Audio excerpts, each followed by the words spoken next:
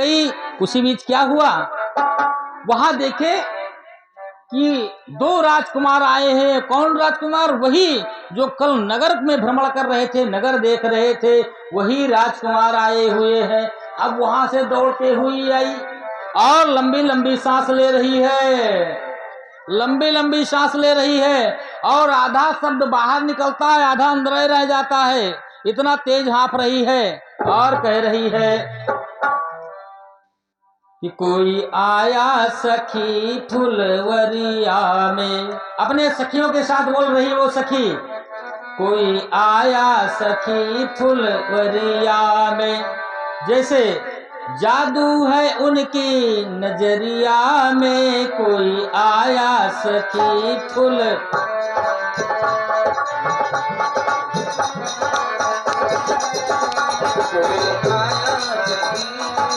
वरिया। और पूछी, और एक सखी ने पूछा कहा वो है कैसी? तो ये सखी फिर बोल रही है, एक सांवला है एक एक गोरा बदन, बोली एक सांवला है और एक गोरा है, देख कर भी न अब तक भरा मेरा मन, देख कर ऐसा देख कर अब तक मेरा भरा ना ये मन, ऐसा रूप न देखा, ऐसा रूप न देखा उमरिया माँ, ऐसा रूप न देखा उमरिया माँ, कोई आया सके फुलवरिया माँ।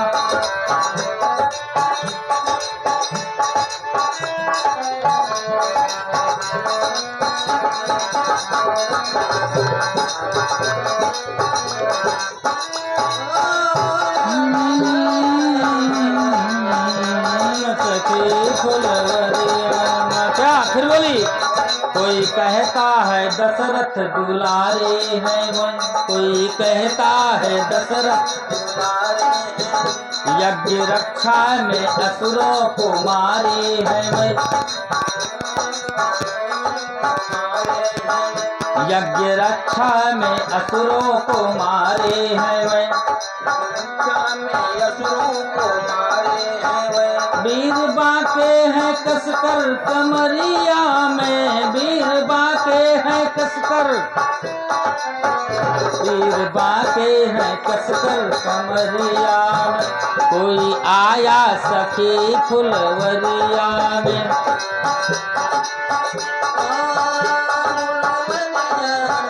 रहो सखी फुलवरिया में।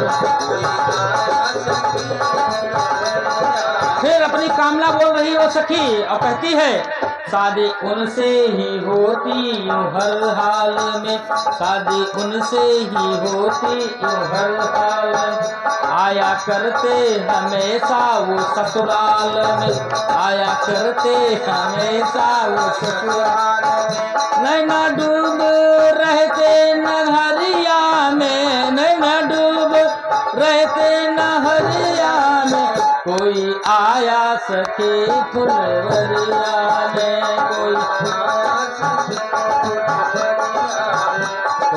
आया सखी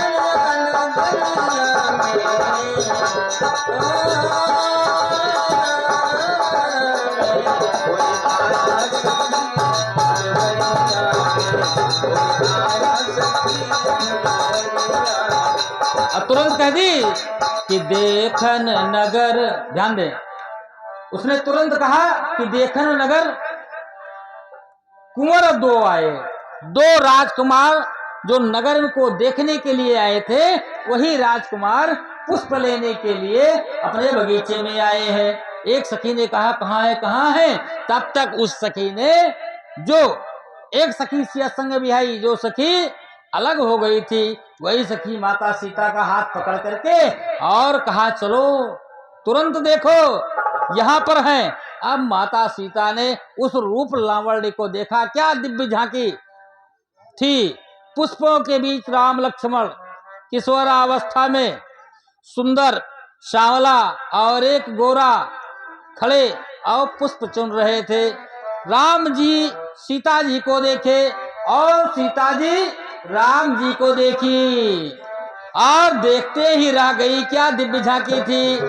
गोस्वामी जी ने भी लिखा और हमारे किसी संत ने लिखा है, राम को देख कर श्री जनक नंदनी, राम को देख कर श्री जनक नंदनी, बाग में जा खड़े के खड़े रह गए।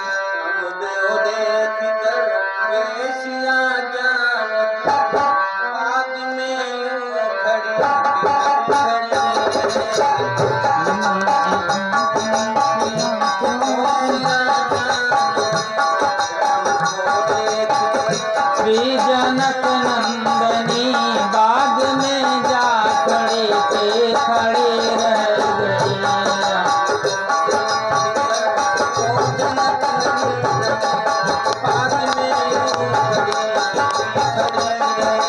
और क्या एक दूसरे को, राम देखे सिया को, सिया राम को, राम देखे सिया को, सिया राम को, राम देखे सिया को, सिया राम को, देखे सिया को, सिया राम, दोनों अखिया लड़े के लड़े रह गए। चारों सिया को, सिया राम, चारों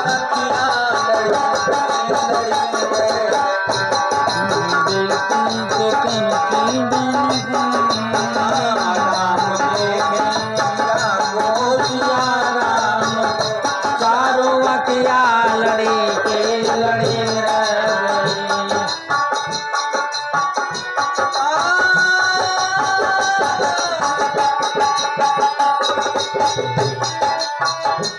गए। समय देख लो, समय देख लो, समय देख लो।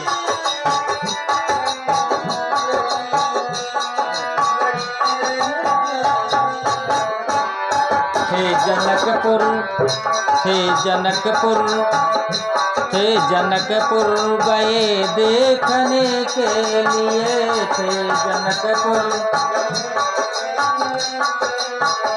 सारी सखिया झरों को झांकन लगी,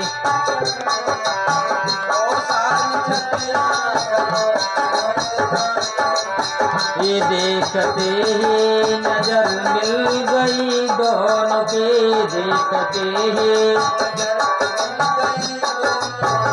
जो जहाँ थे खड़े के खड़े रह गए।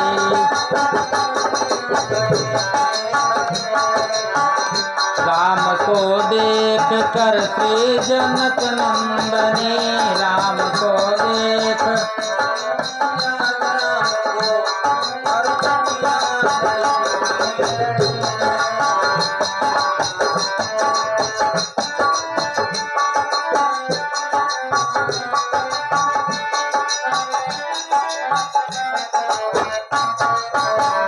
बोली है एक सखी राम को देख कर, बोली है एक, बोली है एक सखी राम को देख कर, रच दिए हैं विधाता ने जोड़ी सुघर, रच दिए हैं विधाता ने जोड़ी सुघर। लेकिन एक चिंता है क्या, पर धनुष कैसे तोड़ेंगे बारे कुंवर, पर धनुष कैसे तोड़ेंगे बारे कुंवर। सब में शंका बनी के बने रह गए, सब में कैसे तोड़ेंगे बारे कुंवर, सब में शंका बनी के बनी रह गए।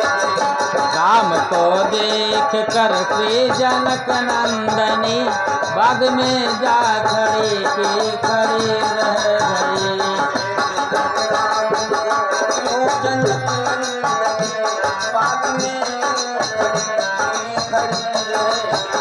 बोली दूसरी सखी छोट देखन में है। एक सखी ने कहा एक संदेह है कि बहुत ये कोमल है, बहुत छोटे हैं और शिव जी का कठोर धनुष कैसे तोड़ेंगे। तब तक इस बात पे हमें शंका है। तब तक दूसरी सखी ने कह दिया कि बोली दूसरी सखी दे छोट देखन में है, पर चमत्कार इनका नहीं जानती। इनके अंदर चमत्कार बहुत है।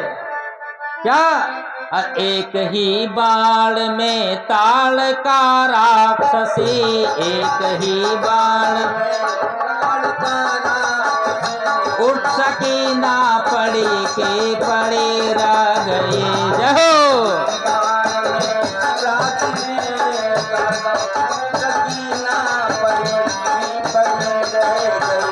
राम को देख कर से जनक नंदनी, राम को देख जनक नंदनी बाग में जा खड़ी के खड़ी।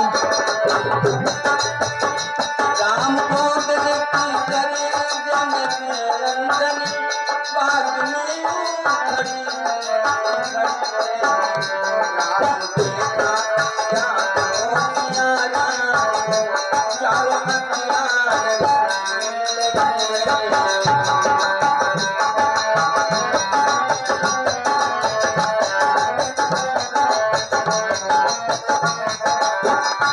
बोले राजा रामचंद्र की, श्री हनुमान जी महाराज की। इधर इतनी बात हो रही थी, उधर क्या हुआ? जैसे माता सीता ने राम जी को देखा और राम जी ने सीता जी को देखा, तो महाराज जनक के पूर्वजों में एक महाराज निमि थे। भय बिलोचन चार अचंचल और मनौ सकुच निम तजे दिगंचल। महाराज जनक के जो पूर्वज थे, इनके पिताजी थे, इनका नाम था निमि। और श्रापवश ये आंखों में निवास कर रहे थे।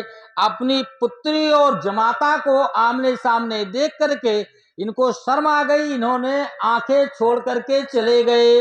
इसीलिए आंखें ढप नहीं रही थी। क्यों? ये जो आंखें चलती हैं, पलक नीचे गिरती है, इसको निम कहते हैं। और जब ये चला जाएगा, महाराज निम यहाँ से चले जाएंगे, तो आंखें खुली रह जाएंगी। देखो ना, कभी कभी क्या होता है, किसी की शरीर छूट जाती है तो उनकी आंखें खुली रहती। क्यों? महाराज निम शरीर छूटने से पहले, अशुद्ध होने से अपने आप को बचा लिया, पहले चले गए, आंख खुली रह गई। कारण है, महाराज निम यह देखा तो छोड़ करके चले गए। भय विलोचन चारो चंचल और मनोज सकच निम तजे दिगंचल। माता सीता तुरंत वहां से चल पड़ी। कहाँ? घर के लिए नहीं, माता सीता वहां से चल पड़ी। अभी जब पूजा की, अधिक अनुरागा निज अनुरूप सुभग बर मांगा, अपने अनुरूप बर मांगी थी कानों से सुन करके। और तो वहां से रजिस्ट्री तो हो गई थी, लेकिन रजिस्ट्रेशन नहीं हुआ था। रजिस्ट्रेशन करवाने के लिए माता सीता मंदिर में पुनः गई और माता जी से प्रार्थना करने लगी। और उधर प्रार्थना कर रही हैं, इधर कंकन किंकिनी नूपुर धुन सुनी। इधर जब माता सीता चली तो उनके पायजेब और करधनी और हाथ के कंगन की आवाज सुन करके राम जी ने कहा, लक्ष्मण, लगता है कामदेव ने विश्व पर चढ़ाई कर दिया है, तो पूरे विश्व को अपने बस में कर लेना चाहता है। तब तक राम जी के मन के अंदर विचार आया, कहा, नहीं लक्ष्मण, तात जनक तनया होई और धनुष जग्गी जी कारण होई। ये जनक की पुत्री सीता है, ये उन्हीं का कंकन किंकिनी नूपुर बोल रहा है। लेकिन बोलती है, बोले राम जी कि रघुवंशन कर साध स्वभाव। हमारे रघुवंशियों का यह देखिए, आप लोग सब लोग जानते हैं और अधिकतर लोग यहाँ पर कहते हैं कि क्षत्रियों का एक आदत है सुरासुर सुंदरी। अब बताओ, राम जी कोई हरिजन थे क्या? राम जी कोई हरिजन तो थे नहीं, और राम जी और तो कोई नहीं थे, क्रिश्चियन भी नहीं थे, न जैन थे, सूर्यवंशी थे। राम जी ने क्या कहा? रघुवंशन कर सहज स्वभाव और मन कुपंथ पग धरे न काऊ। ये रघुवंशियों का स्वभाव है। इतने सौंदर्य पर मन सिया रूप लोभान, मन तो माता सीता में चला गया। लक्ष्मण जी से बात कर रहे हैं, इधर राम जी कहते भी हैं कि रघुवंशी का यह स्वभाव है, रघुवंशियों का, कि मन कुपंथ पर नहीं जाता है। ये क्षत्रियों का स्वभाव होना चाहिए। ब्राह्मणों ये मुखमासिद, बाहो राज्यन्याकृता उरु तदस्य वैसा पदभ्याम गंग शूद्रो हो जाए। ये क्षत्रियों का स्वभाव होना चाहिए सेवा करने का, क्योंकि बाहु से भगवान ब्रह्मा के भुजा से इनका जन्म हुआ है, तो इस देश की रक्षा का भार क्षत्रियों को सौंपा गया है। ब्राह्मण राज करना नहीं जानता है, ब्राह्मण सलाह देना जानता है, आप ये करो, लेकिन राज्य करने की बस की बात ब्राह्मण के अंदर नहीं है। और यदि ब्राह्मण राज कर रहा है तो समझो इसमें संदेह है। राज्य करने का अधिकार केवल क्षत्रियों को, और ये क्षत्रिय का स्वभाव होता है। जो क्षत्रिय लोग ये कहते हैं सुरासुर सुंदरी की बात, वो शिक्षा इस चौपाई से ले लें। उधर माता सीता गौरी जी के मंदिर में गई और कहने लगी, जय जय जय गिरिराज किशोरी, और जय महेश मुख चंद्र चकोरी।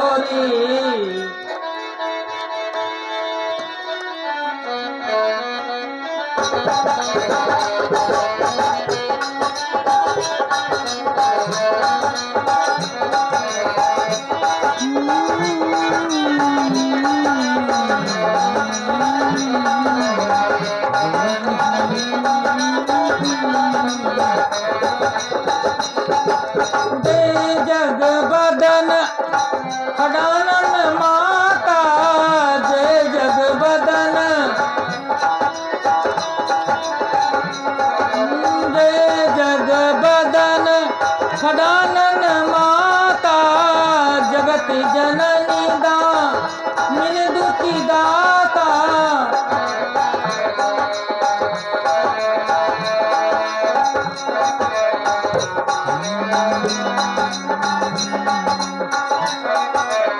नहीं तब आदि मादे अवसाना,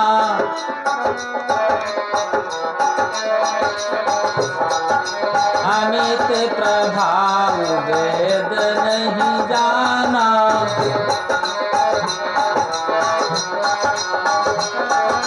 भव भव विभव पराभव तारिण,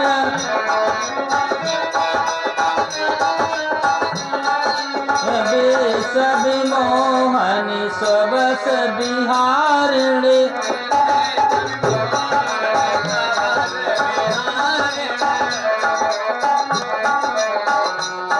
माता सीता देवी गौरी से ऐसा प्रार्थना कर रही है। एक संत जी का भाव है यहाँ पर। संत जी कह रहे थे कि इस चौपाई में माता सीता का और माता गौरी का दोनों का संवाद है। थोड़ा ध्यान से सुनेंगे तो समझ में आएगा। माता सीता कह रही हैं, जय जय गिरिवर राज किशोरी। गिरिवर अर्थात राजा हिमांचल की पुत्री के रूप में माता पार्वती अवतीर्ण हुई थी, तो पर्वत राज की पुत्री से संबोधन किया, पिता का नाम लिया ताकि माता जी प्रसन्न हो जाएं। तो कहा जय जय गिरिवर राज किशोरी। माता गौरी तुरंत बोल पड़ी, क्योंकि भगवान शंकर राम जी के दर्शन के लिए आतुर रहते हैं। तो भगवान शंकर को लेकर के माता गौरी कह रही है कि जय महेश मुख चंद चकोरी। जिन मुखमंडल का हमारे भूत भावन भोलेनाथ हमेशा दर्शन करते हैं, उनकी जय हो, अर्थात तुम्हारी जय। अब दूसरी बात कहा, माता सीता ने कहा कि जय जग बदन खडानन माता।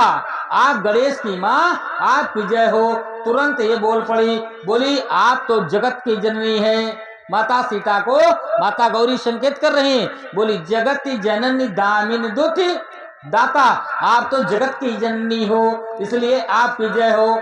माता सीता ने कहा आपका आदि और मध्य नहीं है। तुरंत ये बोल पड़ी कि आपका प्रभाव अमित है। तुरंत बोल पड़ी। देखिए कितना अच्छा संवाद। गोस्वामी जी ने बिंदु में सिंधु भर दिया, बाबा वाल्मीकि ने गागर में सागर, लेकिन गोस्वामी ने बिंदु में सिंधु, एक बूंद में सागर भर दिया। क्या कलम की ताकत थी। ये बाबा गोस्वामी का भाव है। माता गौरी बोल पड़ी कि देवी पूजी पद कमल तुम्हारे, सुर नर मुनि सब हो ही सुखारे।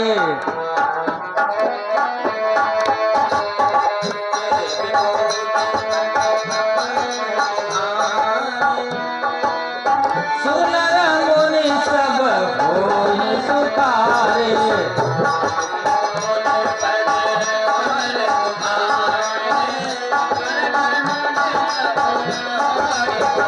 अरे मोर मनोरथ जानहु के बसुं सदा और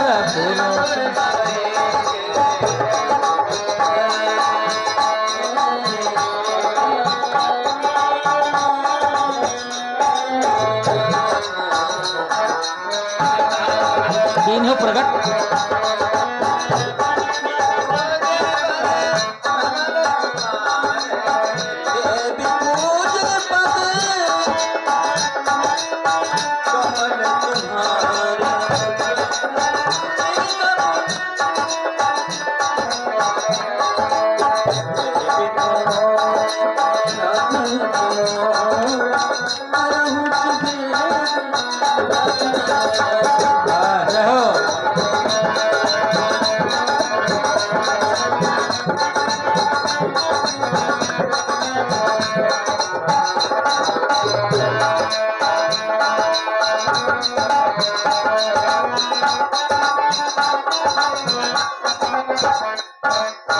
बोलिए राजा रामचंद्र की।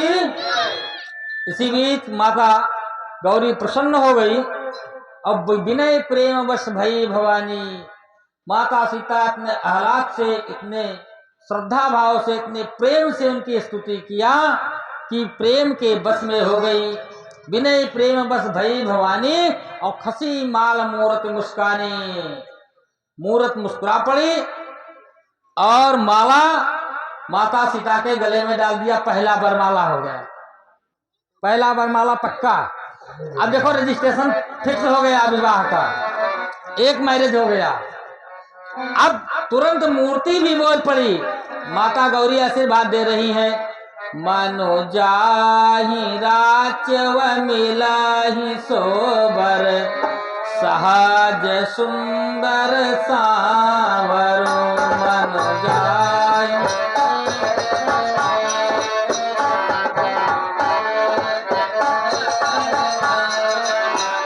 करुणा निधान सुजान शील स्नेह जानत रावरो। करुणा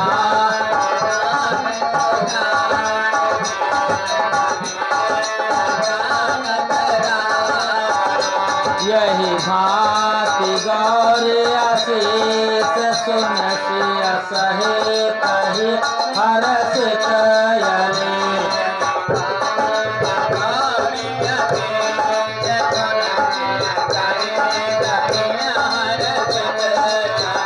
तुलसी भवानी पूज पुनित मुदित मन मंदिर चले।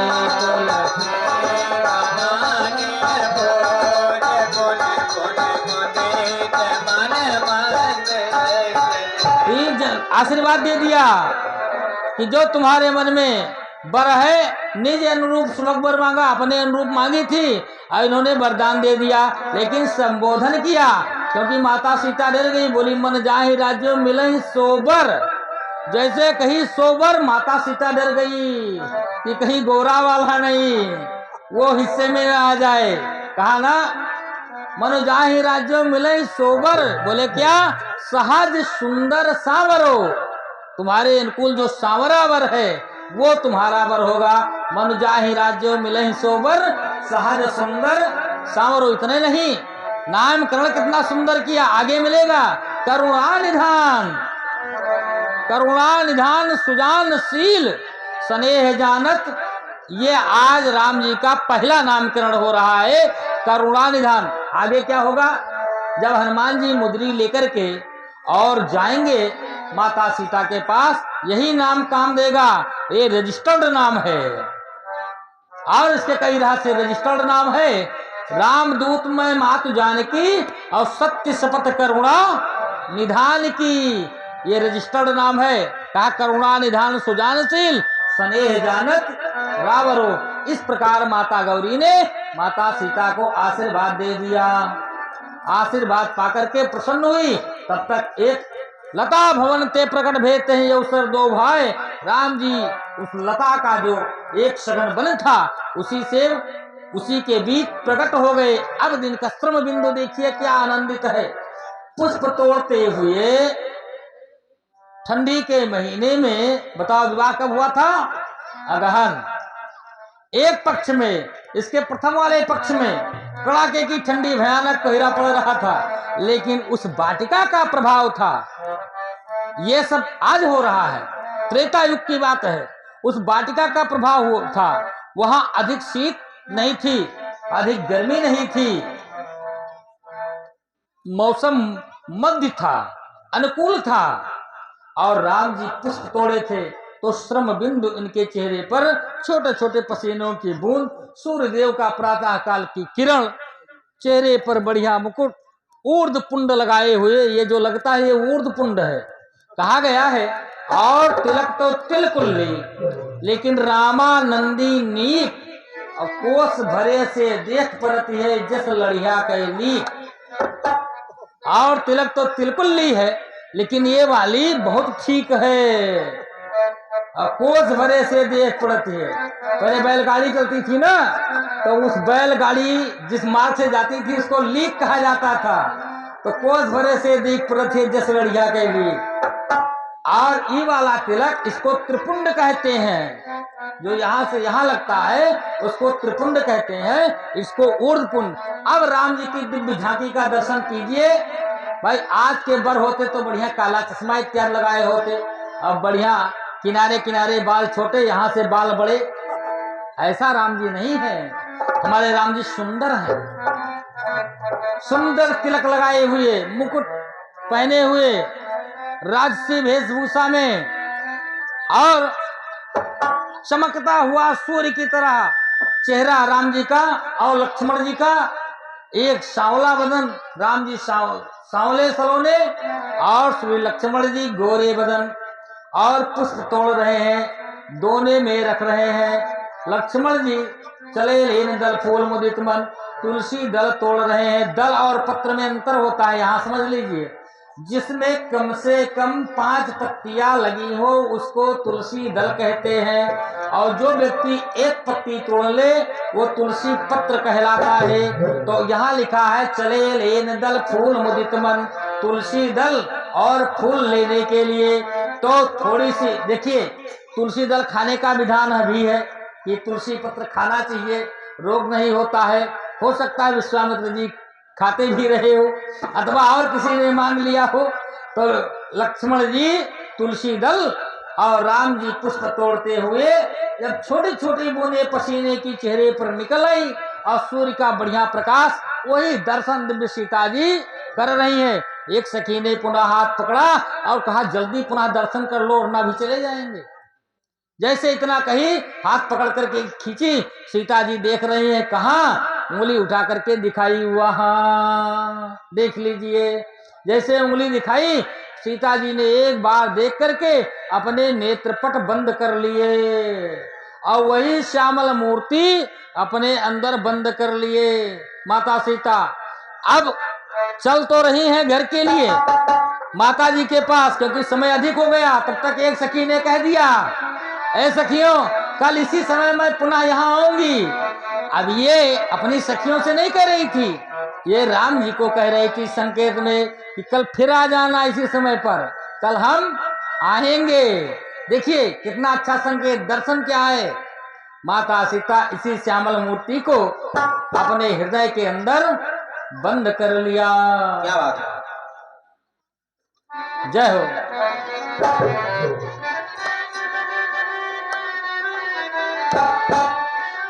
सब कुछ मानन मोर कहना, जय हो। एक अरमान है बाकी।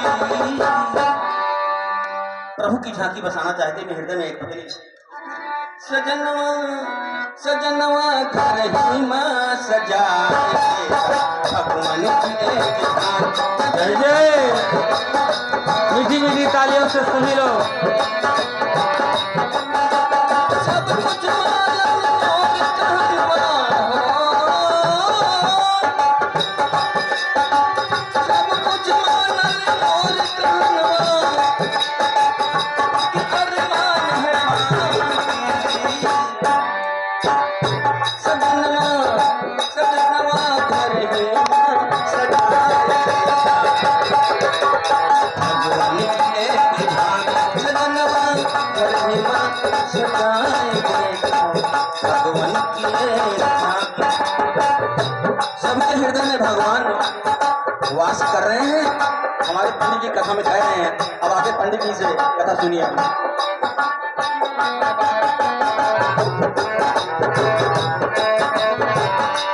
ध्यान दीजिएगा, ये बड़ा अच्छा अवसर मिला कथा सुनने का, क्योंकि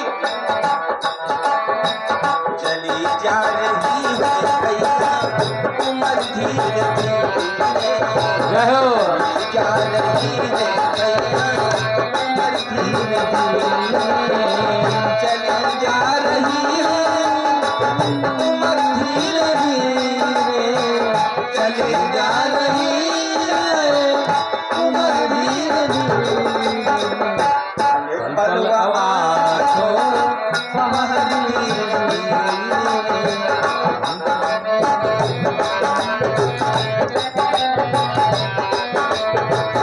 क्योंकि जो भाग्यशाली होते हैं वही कथा में आते हैं, और पल पल ये जिंदगी जा रही है, इसलिए कहना है बचपन भी जाए जवानी भी जाए बचपन भी जाए जवानी भी जाए बचपन भी जाए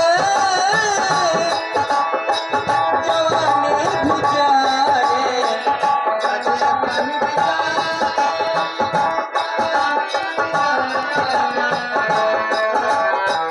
बुढ़ापे का होगा भैया असर धीरे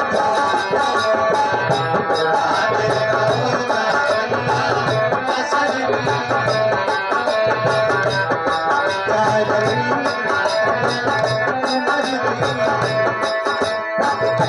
क्योंकि ये अवसर मिला हुआ भगवान की तरफ गिफ्ट मिला है, उपहार। तो भजन सत्संग में कथा में जरूर आइए। तेरे हाथ पाँव में बल ना रहेगा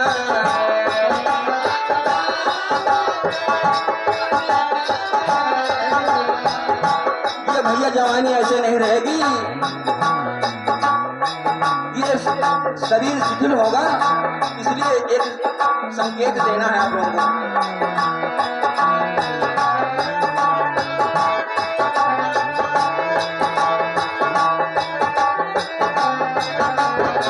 तेरे हाथ पाँव में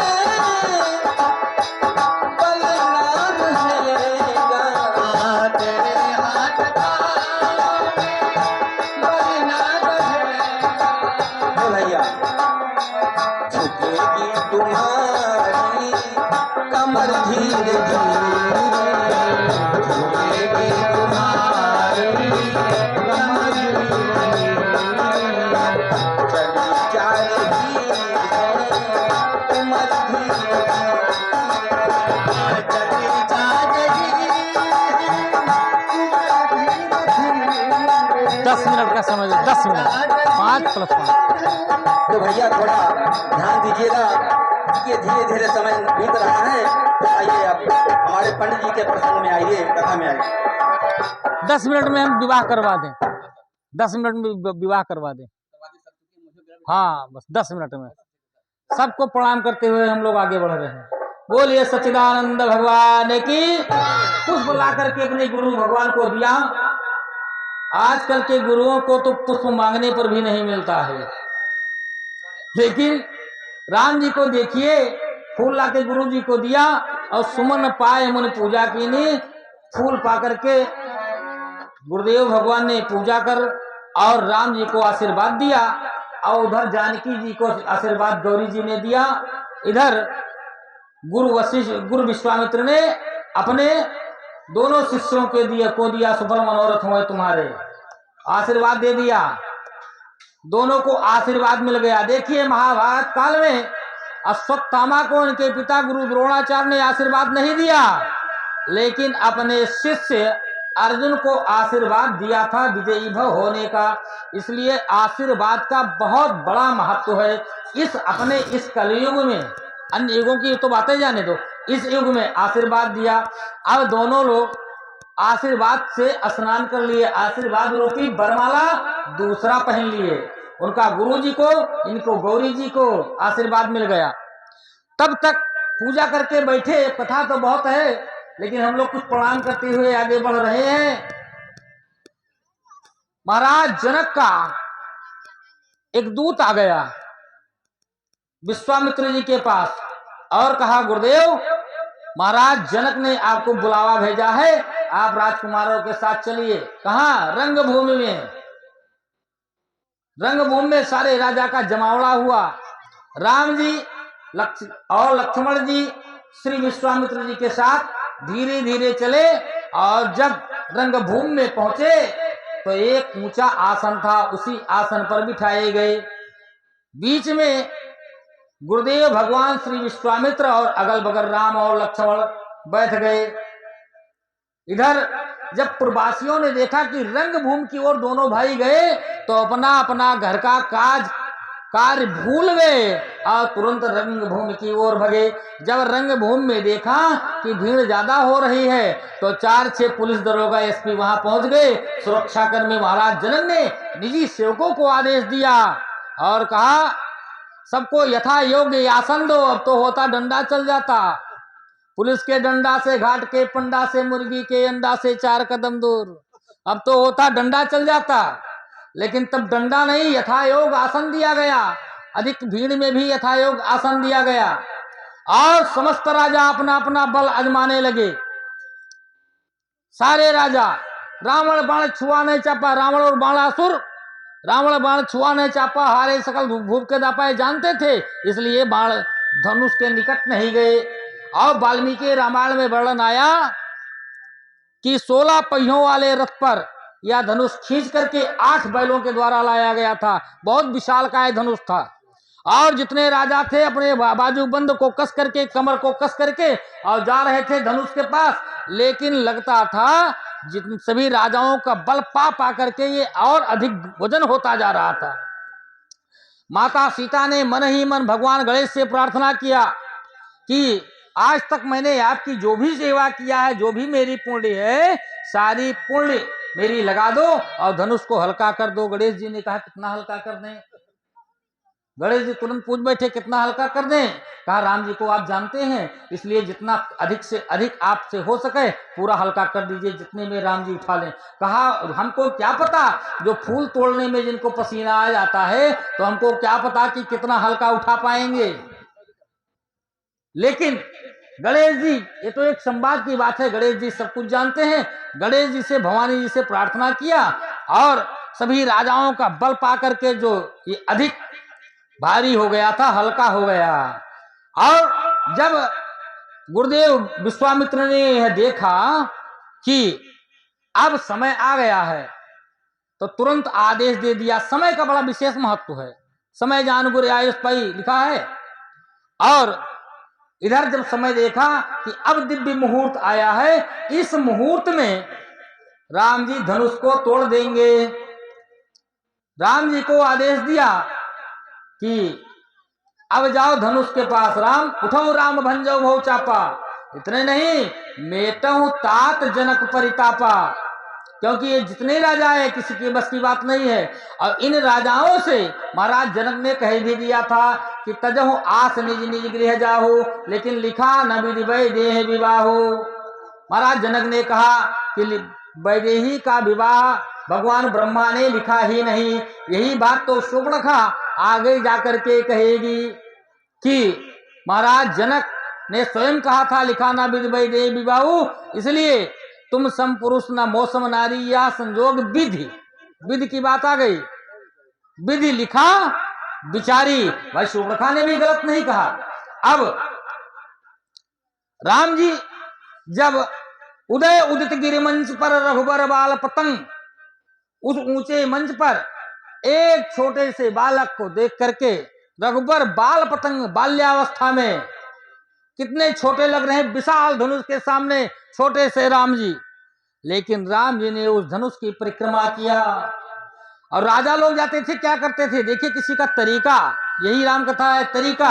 राजा लोग जाते थे तो अपनी बाजूबंद और भुजा ठोकते थे, ताल लगाते थे, और पहले एक हाथ से फिर दोनों हाथ से, कोई प्रणाम नहीं, कोई परिक्रमा नहीं, कोई आशीर्वाद नहीं। राम जी ने ऐसा नहीं किया। राम जी घूम करके परिक्रमा किया, धनुष का प्रणाम किया, तब उस मंच पर चढ़े। अभी धनुष की ओर केवल देख करके प्रणाम कर लिया, लेकिन मन सिया रूप लोभान, मन तो सीता जी के साथ में जुड़ा हुआ है। सीता जी प्रार्थना कर रही, राम जी सीता जी को देख रहे हैं।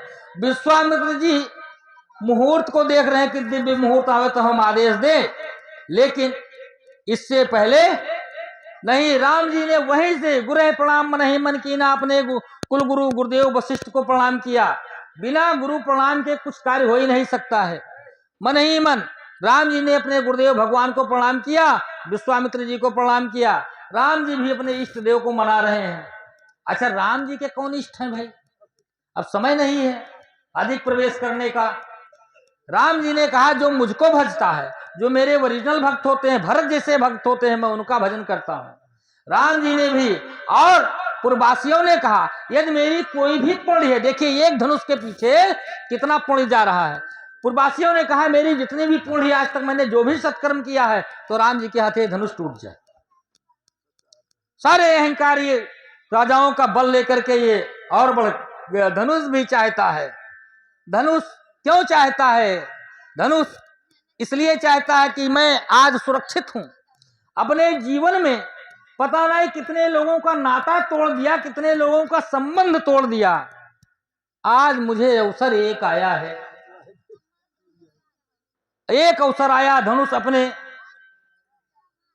ऋण से मुक्त होना चाहता है।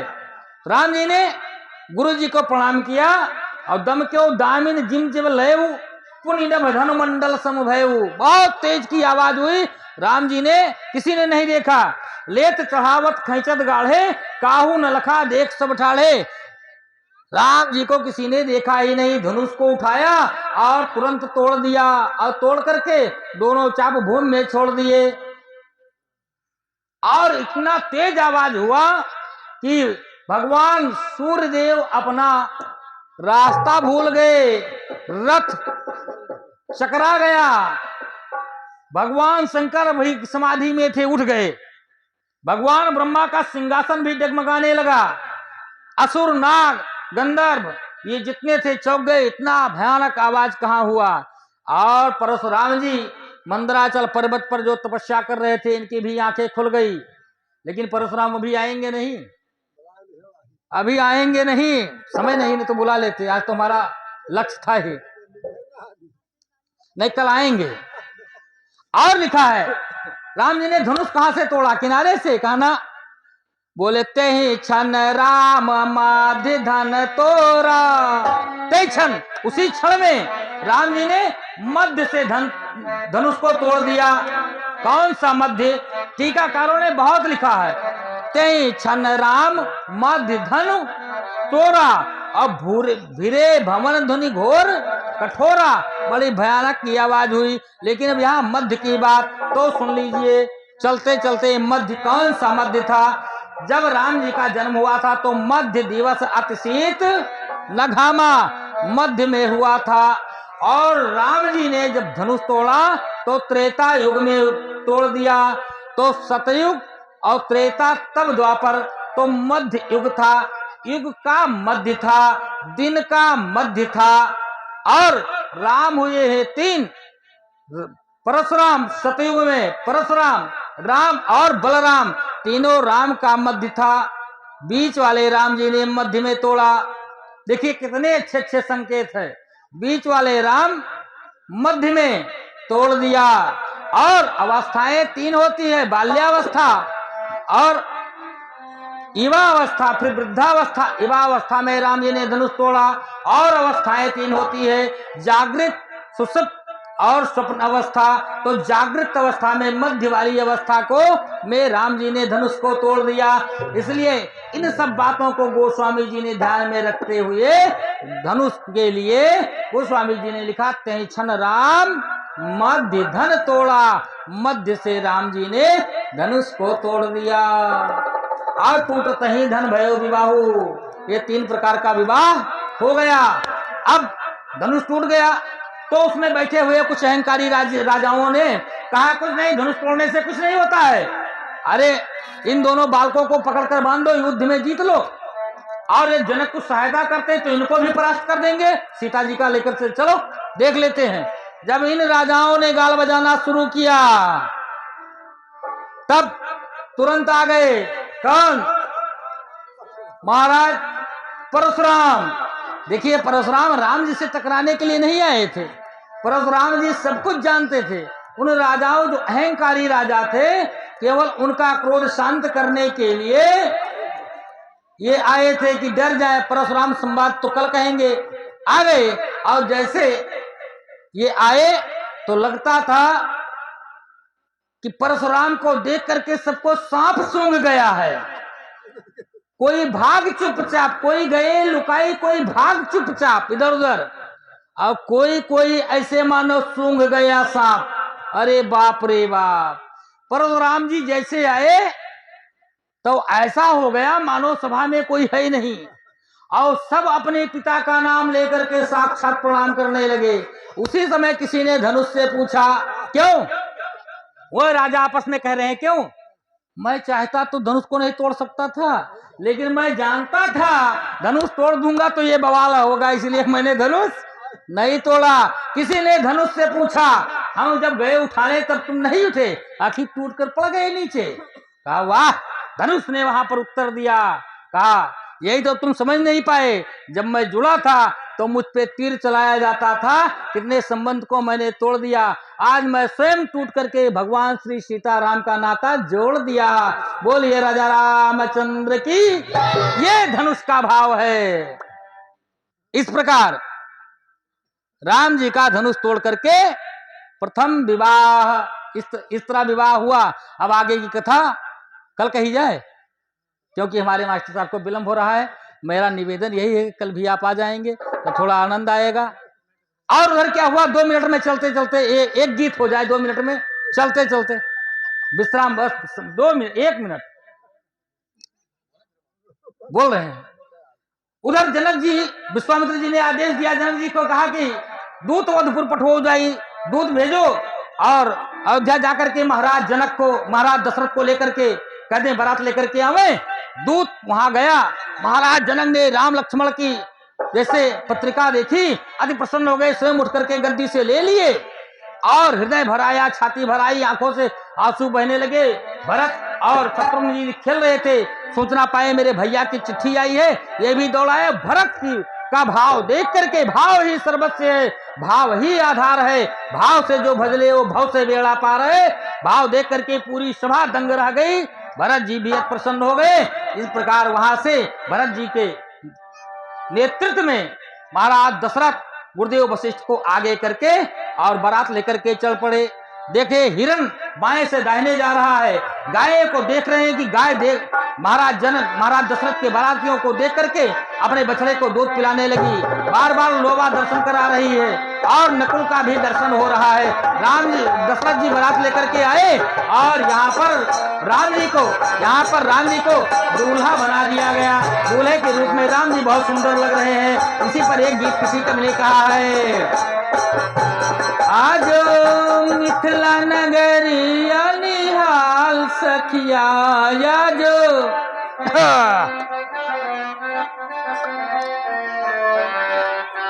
दुल्हा बड़का कमाल सखिया, दुल्हा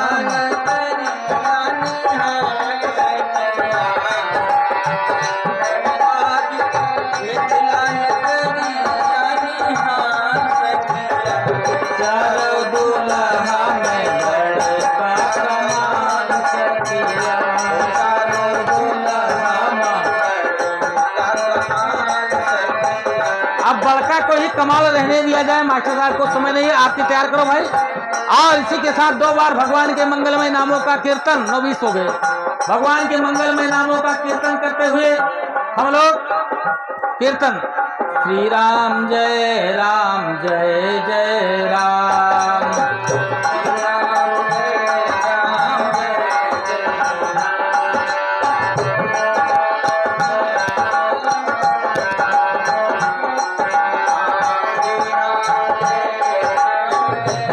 सभी लोग बोलिए श्री राम जय जय राम। श्री राम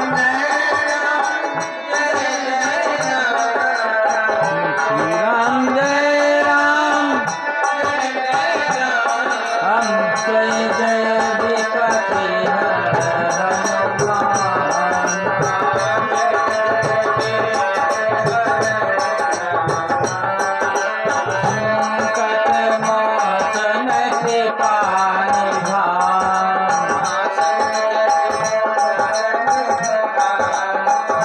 बोलिए राजा रामचंद्र की, श्री शंकर भगवान की, श्री हनुमान जी महाराज की।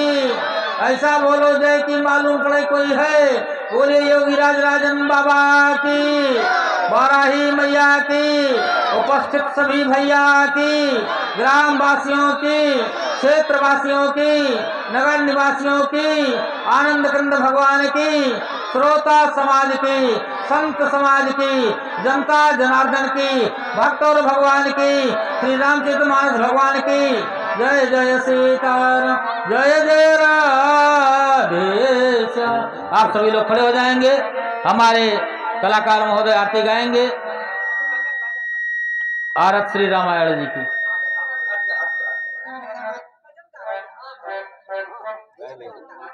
क्या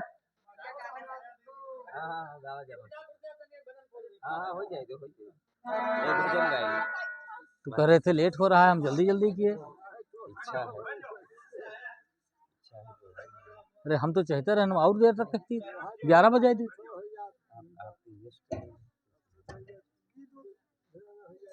नहीं तो वो कह रहे थे कि हमको विलम्ब हो रहा है।